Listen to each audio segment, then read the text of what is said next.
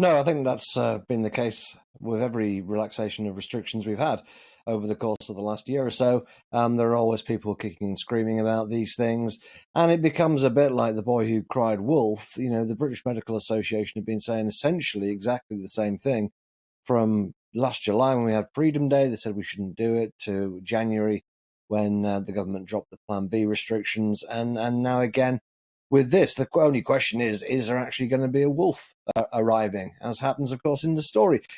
We don't know, but I think although you can accept, as Chris Whitty did yesterday, that there will be new variants, you can't assume that they're going to be worse. They may, of course, well be less severe.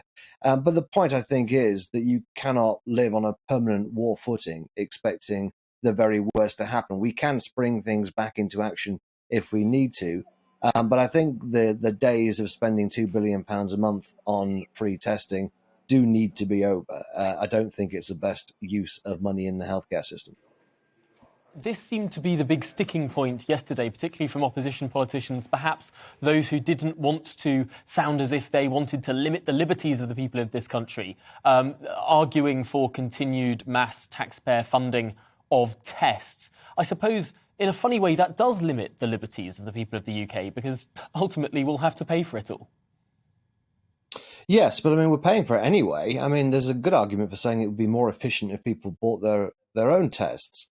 I mean, £2 billion is a figure that Boris Johnson gave for January. Actually, in December, it was £2.8 billion. This is just on testing. A lot of people, including myself, find it hard to imagine how quite so much money is spent on this. But the tests are fairly pricey, particularly the PCR tests. And it's not just handing out tests, of course. You've got to have buildings for the people who are handing them out to be based from. You've got vans all around the country, people handing out free lateral flow tests in market squares. Are being posted out to people every day. So you have a huge infrastructure here, and it is very expensive. And it's been quite entertaining, really, watching people who've been developing what's basically a conspiracy theory about test and trace over the last 18 months.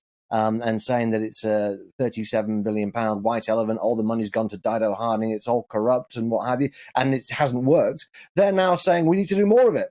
You know, they're saying, where's the money gone? Well, the reality is that £37 billion hasn't quite gone, but it will have gone at the current rates in only 2 or 3 months' time, because this is an extremely expensive operation. And so, no, it hasn't failed. Most of the test and trace has been going on testing. The vast majority has been going on testing. But in January, we carried out 46 million tests.